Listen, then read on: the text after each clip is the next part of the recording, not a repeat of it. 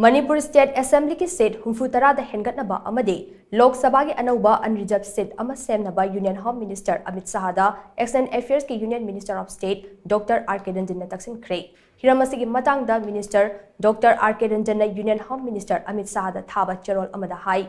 Manipur ki Parliament amasung Assembly constituency singi panduna lairiba delimitation ke thabak thoram athubada paikhat piyo. Manipur paikhat liba delimitation ke thabak thoram ase biometric amasung Aadhaar link tay yumfam oiba khwaidagi nauba census tay yenglaga lokhatfam thoe.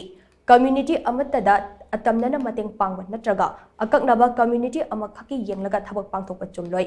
Achumba amasung chatnaba yaba warip sing amade madugi waroishin fangnaba delimitation ke thabak ase mapungfana amade manung mapan naidana pangthokpagi tangai fadabalai.